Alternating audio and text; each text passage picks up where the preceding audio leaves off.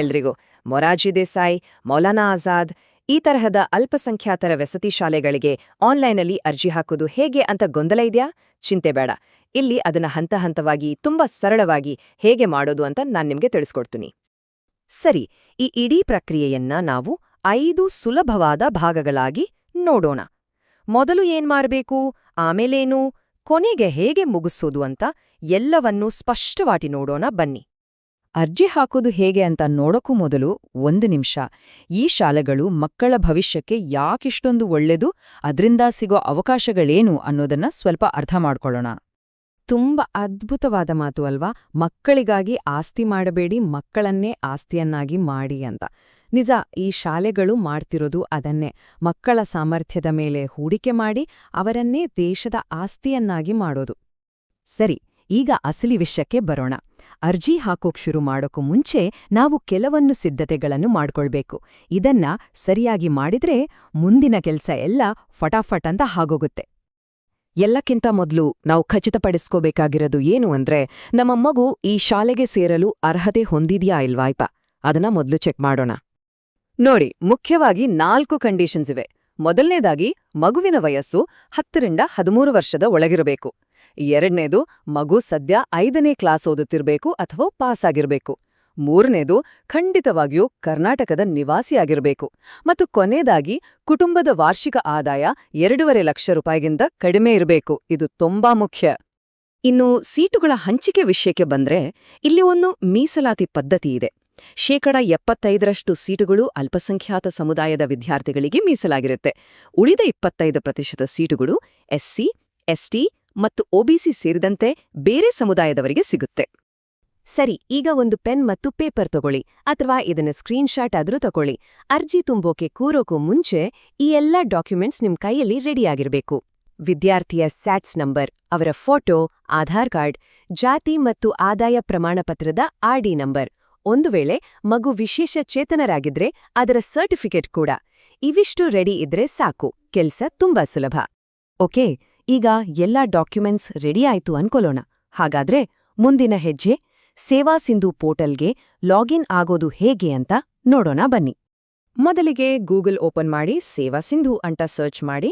ನಿಮ್ಗೆ sevaSindhu.karnataka.gov.in ಅನ್ನೋ website ಸಿಗುತ್ತೆ. ಅದನ್ನೇ ಕ್ಲಿಕ್ ಮಾಡಿ. ನೀವು ಹೊಸಬರಾಗಿದ್ರೆ ಇಲ್ಲಿ ನೋಂದಾಯಿಸಿ ಅಥವಾ ರಿಜಿಸ್ಟರ್ ಹಿಯರ್ ಅಂತ ಇರುತ್ತೆ, ಅದನ್ನ ಕ್ಲಿಕ್ ಮಾಡಬೇಕು. ನಿಮ್ಮ ಆಧಾರ್ ನಂಬರ್ ಹಾಕಿ ಬರೋ OTP ಎಂಟರ್ ಮಾಡಿದ್ರೆ ರಿಜಿಸ್ಟ್ರೇಷನ್ ಆಗುತ್ತೆ. ಆಮೇಲೆ ನಿಮ್ಮ ಮೊಬೈಲ್ ನಂಬರ್ ಮತ್ತೆ ನೀವು ಸೆಟ್ ಮಾಡಿದ ಪಾಸ್ವರ್ಡ್ ಬಳಸಿ ಲಾಗಿನ್ ಆಗ್ಬೋದು. ತುಂಬಾ ಸಿಂಪಲ್. ಸರಿ, ಈಗ ನಾವು ಪೋರ್ಟಲ್ ಒಳಗೆ ಬಂದಾಯ್ತು. ಲಾಗಿನ್ ಆದ್ಮೇಲೆ ಆನ್ಲೈನ್ ಅರ್ಜಿಯನ್ನ ಹೇಗೆ ಹುಡುಕೋದು ಮತ್ತು ಅದನ್ನ ತುಂಬೋದು ಹೇಗೆ ಅಂತ ಹಂತ ಹಂತವಾಗಿ ನೋಡೋಣ. ಒಳಗೆ ಹೋದ ತಕ್ಷಣ ನಿಮ್ಗೆ ಅಪ್ಲೈ ಫಾರ್ ಸರ್ವಿಸಸ್ ಅಂತ ಒಂದು ಆಪ್ಷನ್ ಕಾಣಿಸುತ್ತೆ. ಅದನ್ನ ಕ್ಲಿಕ್ ಮಾಡಿ ವ್ಯೂ ಆಲ್ ಅವೈಲಬಲ್ ಸರ್ವಿಸಸ್ ಮೇಲೆ ಹೋಗಿ. ಅಲ್ಲಿ ನಿಮ್ಗೆ 100 ಸೇವೆಗಳ ಲಿಸ್ಟ್ ಕಾಣುತ್ತೆ. ಅಯ್ಯೋ, ಇದರಲ್ಲಿ ಹೇಗೆ ಹುಡ್ಕೋದು ಅಂತ ತಲೆ ಕೆಡಿಸ್ಕೋಬೇಡಿ. ಬಲಭಾಗದಲ್ಲಿ ಒಂದು ಸರ್ಚ್ ಬಾಕ್ಸ್ ಇರುತ್ತೆ. ಅಲ್ಲಿ ಮೊರಾರ್ಜಿ, ಆಜಾದ್ ಅಥವಾ ಮೈನಾರಿಟಿ ಅಂತ ಟೈಪ್ ಮಾಡಿದ್ರೆ ಸಾಕು. ನಿಮ್ಗೆ ಬೇಕಾದ ಅಪ್ಲಿಕೇಶನ್ ಲಿಂಕ್ ತಕ್ಷಣ ನಿಮ್ಮ ಕಣ್ಮುಂದೆ ಬರುತ್ತೆ. ಅದ್ರ ಮೇಲೆ ಕ್ಲಿಕ್ ಮಾಡಿ. ಅಪ್ಲಿಕೇಶನ್ ಫಾರ್ಮ್ ಓಪನ್ ಆದ್ಮೇಲೆ ಅದನ್ನ ಬೇರೆ ಬೇರೆ ಭಾಗಗಳಾಗಿ ವಿಂಗಡಿಸಿರುತ್ತಾರೆ. ಯಾವ ಶಾಲೆ ಬೇಕು ಅಂತ ಆಯ್ಕೆ ಮಾಡೋದು, ವಿದ್ಯಾರ್ಥಿಯ ವಿವರ, ಪೋಷಕರ ವಿವರ, ವಿಳಾಸ, ಜಾತಿ ಮತ್ತು ಆದಾಯದ ಮಾಹಿತಿ, ಹೀಗೆ ಪ್ರತಿಯೊಂದಕ್ಕೂ ಪ್ರತ್ಯೇಕ ಸೆಕ್ಷನ್ ಇರುತ್ತೆ. ನಾವು ಒಂದೊಂದಾಗಿ ತುಂಬುತ್ತಾ ಹೋಗೋಣ. ಇಲ್ಲೊಂದು ಸೂಪರ್ ಟ್ರಿಕ್ ಇದೆ, ಕೇಳಿ. ನೀವು ವಿದ್ಯಾರ್ಥಿಯ SATS ನಂಬರ್ ಅನ್ನು ಸರಿಯಾಗಿ ಎಂಟರ್ ಮಾಡಿದ್ರೆ ಮಗುವಿನ ಹೆಸರು, ಹುಟ್ಟಿದ ದಿನಾಂಕ, ತಂದೆ ತಾಯಿಯ ಹೆಸರು, ಈ ಥರದ ಹೆಚ್ಚಿನ ಡೀಟೇಲ್ಸ್ ಆಟೋಮ್ಯಾಟಿಕ್ ಆಗಿ ಅದೇ ಫಿಲ್ ಮಾಡ್ಕೊಳ್ಳುತ್ತೆ. ಇದರಿಂದ ನಿಮ್ಮ ಸಮಯ ಉಳಿಯುತ್ತೆ, ತಪ್ಪುಗಳಾಗೋದು ಕೂಡ ಕಡಿಮೆ. ಸ್ಯಾಟ್ಸ್ ನಂಬರ್ ತರಾನೇ ನಿಮ್ಮ ಜಾತಿ ಮತ್ತು ಆದಾಯ ಪ್ರಮಾಣಪತ್ರಗಳ ಮೇಲೆ ಒಂದು RD ನಂಬರ್ ಇರುತ್ತೆ ನೋಡಿ. ಆ ನಂಬರನ್ನು ಇಲ್ಲಿ ಹಾಕಿದ್ರೆ ಸಾಕು, ನಿಮ್ಮ ಸರ್ಟಿಫಿಕೇಟ್ ಅಸಲಿಯೋ ನಕಲಿಯೋ ಅಂತ ವೆರಿಫೈ ಆಗಿ ಅದರಲ್ಲಿರುವ ಆದಾಯದ ವಿವರಗಳೆಲ್ಲ ತಾನಾಗಿಯೇ ಫಾರ್ಮ್ನಲ್ಲಿ ಅಪ್ಡೇಟ್ ಆಗುತ್ತೆ. ಎಲ್ಲವೂ ಡಿಜಿಟಲ್ ಆಗಿರೋದ್ರಿಂದ ಕೆಲ್ಸ ಫಾಸ್ಟ್ ಆಗುತ್ತೆ. ಒಂದು ಬಹಳ ಮುಖ್ಯವಾದ ವಿಷಯವನ್ನ ನೆನ್ಪಿಟ್ಕೊಳ್ಳಿ. ಈ ಅಪ್ಲಿಕೇಶನ್ ಪೇಜ್ ಕೇವಲ 30 ನಿಮಿಷಗಳ ಕಾಲ ಮಾತ್ರ ಆಕ್ಟಿವ್ ಇರುತ್ತೆ. ಒಂದು ವೇಳೆ ನಿಮ್ಗೆ ತುಂಬಲು ಜಾಸ್ತಿ ಸಮಯ ಬೇಕು ಅನ್ಸಿದ್ರೆ ಮಧ್ಯದಲ್ಲಿ ಸೇವ್ ಆಸ್ ಡ್ರಾಫ್ಟ್ ಅಂತ ಒಂದು ಬಟನ್ ಇರುತ್ತೆ, ಅದನ್ನ ಕ್ಲಿಕ್ ಮಾಡಿ. ಇಲ್ಲದಿದ್ರೆ ಟೈಮ್ ಮುಗಿದ್ಮೇಲೆ ನೀವು ತುಂಬಿದ ಎಲ್ಲ ಮಾಹಿತಿ ಡಿಲೀಟ್ ಆಗ್ಬಿಡ್ಬೋದು. ಹುಷಾರ್. ಸರಿ, ಈಗ ಫಾರ್ಮಲ್ಲಿ ಕೇಳಿದ ಎಲ್ಲ ವಿವರಗಳನ್ನು ತುಂಬಿಯಾಯ್ತು. ಇನ್ನು ಇರೋದು ಕೊನೆಯ ಹಾಗೂ ಅಂತಿಮ ಹಂತ. ಅದೇನೆಂದ್ರೆ ಅರ್ಜಿಯನ್ನ ಸಬ್ಮಿಟ್ ಮಾಡೋದು. ಸಬ್ಮಿಟ್ ಮಾಡೋಕು ಮುಂಚೆ ಒಂದ್ಸಾರಿ ನೀವು ತುಂಬಿರೋ ಎಲ್ಲಾ ಮಾಹಿತಿ ಸರಿ ಇದ್ಯಾ ಅಂತ ಮೇಲಿಂದ ಕೆಳಗಿನವರೆಗೂ ಒಮ್ಮೆ ಚೆಕ್ ಮಾಡ್ಕೊಳ್ಳಿ. ಎಲ್ಲವೂ ಸರಿ ಇದೆ ಅಂದ್ಮೇಲೆ ಕೆಳಗೆ ನಾನು ಒಪ್ಪಿದ್ದೇನೆ ಅನ್ನೋ ಒಂದು ಬಾಕ್ಸ್ ಇರುತ್ತೆ, ಅದನ್ನ ಟಿಕ್ ಮಾಡಿ. ಆಮೇಲೆ ಅಲ್ಲಿ ಕಾಣೋ ಕ್ಯಾಪ್ಚಾ ಕೋಡನ್ನು ಎಂಟರ್ ಮಾಡಿ ಕೊನೆಗೆ ಸಬ್ಮಿಟ್ ಬಟನ್ ಅನ್ನು ಒತ್ತಿ. ಅಷ್ಟೇ, ನಿಮ್ಮ ಅರ್ಜಿ ಸಲ್ಲಿಕೆಯಾದಂತೆ. ಅಪ್ಲಿಕೇಶನ್ ಸಬ್ಮಿಟ್ ಮಾಡಿದ ತಕ್ಷಣ ನಿಮ್ಮ ಸ್ಕ್ರೀನ್ ಮೇಲೆ ಒಂದು ಅಕ್ನಾಲೆಜ್ಮೆಂಟ್ ರಸೀದಿ ಬರುತ್ತೆ. ಇದನ್ನ ದಯವಿಟ್ಟು ಹಾಗೇ ಬಿಡ್ಬೇಡಿ.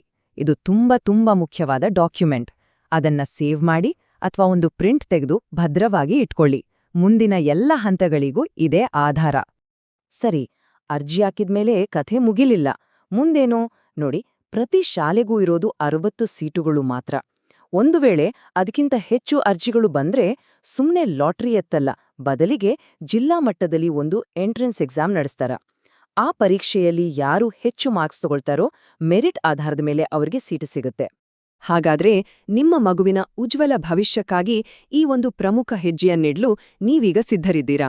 ಈ ಮಾಹಿತಿ ನಿಮ್ಮ ಅರ್ಜಿ ಹಾಕೋ ಪ್ರಕ್ರಿಯೆಯನ್ನ ಇನ್ನಷ್ಟು ಸುಲಭ ಮಾಡಿದೆ ಅಂತ ನಾನು ನಂಬುತ್ತೇನೆ. ಎಲ್ಲರಿಗೂ ಒಳ್ಳೆಯದಾಗ್ಲಿ.